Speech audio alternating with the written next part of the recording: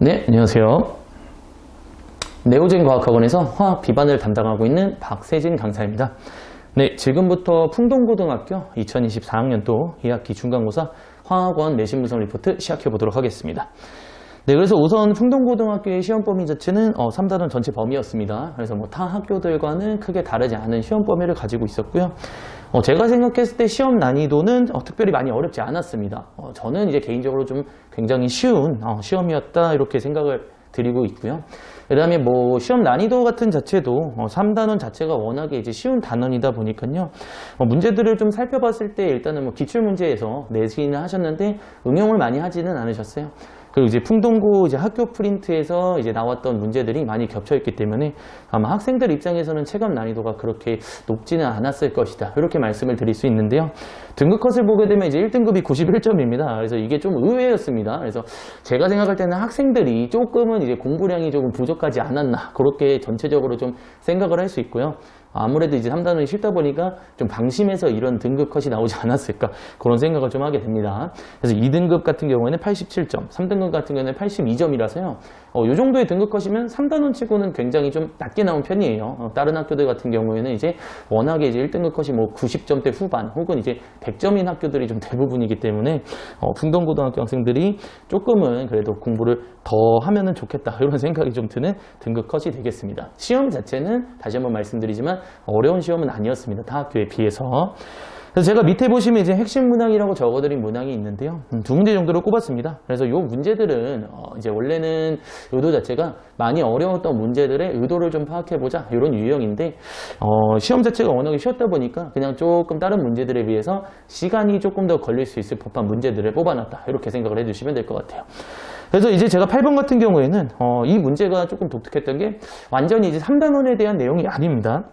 그래서 저희가 이제 대표 문항 분석에다 적어드렸지만 두인나무 이제 이권이죠. 2단원에 이제 관련된 문항이에요. 그래서 내용 자체가 순간적으로 2단원의 내용들을 까먹었다면 약간 낯설기 때문에 좀 당황할 수 있는 그런 문제가 아니었을까 그렇게 좀 말씀을 드릴 수 있습니다. 그래서 일단은 문제 자체는 되게 재밌는 문제였습니다. 2단원에 있는 이온 반지름과 원자 반지름을 가져오면서 3단원에 있는 이제 분자의 성질이나 구조 같은 것을 결합시켜서 낸 문제였기 때문에 이 문제가 이제 그나마 학생들 입장에서 조금은 난이도가 있지 않았을까 이렇게 생각을 드릴 수 있고요. 풀이 자체는 간단합니다. 그래서 이 원자 반지름과 이온 반지름의 대소의 이제 비교를 이용해서 제시된 원소들이 누구인지 빠르게 찾아낼 수만 있으면 그 다음부터는 이제 워낙에 쉽기 때문에 그 작업이 조금 힘들지 않았을까. 그래서 일단 핵심 문항으로 뽑아놨고요. 네, 19번 같은 경우에는 이제 대표적인 3단원의 기출 문항입니다. 그래서 분자 내의 구성 원소를 제시하거나 그 분자가 들어있는 원소가 무엇인지를 정확하게 알려주질 않아요. 그래서 쉬운 문제 같은 경우에는 이 원소가 뭐다 이런 식으로 딱 주어지는데 얘 같은 경우에는 문제를 다 안 줬습니다. 그죠?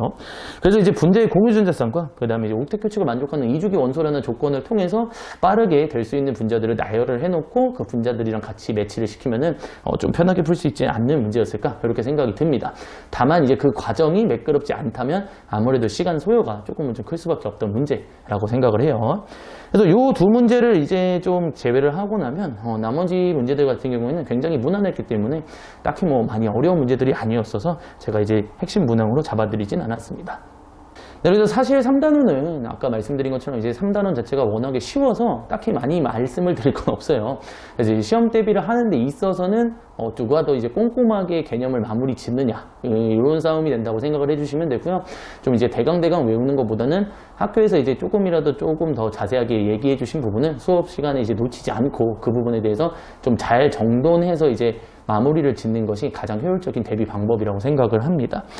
다만 이제 조금 좀 여유가 된다면 이제 반복적인 학습을 통해서 웬만하면 이제 문제를 풀다 보면 자주 나오는 이제 유형들이 몇 개 있어요. 그래서 그 유형에 대해서는 조금 암기를 해주시는 게 맞고요.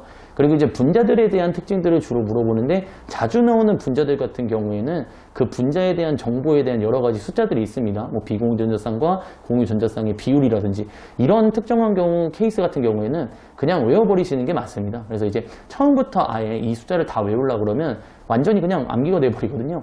그래서 일단은 기본적인 걸 통해서 조금 정리를 해 두시고 그 다음에 아까 말씀드린 것처럼 자주 나오는 애들은 그냥 한꺼번에 외워버리면 훨씬 더 시험 시간을 단축시키고 편하게 좀 다가갈 수 있지 않을까 그렇게 좀 말씀드릴 수 있습니다. 마지막 단계로 좀 말씀드리고 싶은 거는요. 3단원이 이제 워낙에 쉽기 때문에 이제 시험 점수가 무조건 오를 수밖에는 없습니다. 이제 무조건이라는 말은 좀 잘못됐지만 대부분은 이제 학생들이 오를 거예요. 그래서 뭐 등급값도 같이 올라서 등급은 이제 안 오르게 되는 좀 불편한 상황이 만들어지긴 하는데 여기서 이제 조심해야 될 게 3단원이 좀 무난하게 학교에서 출제가 되었다면요.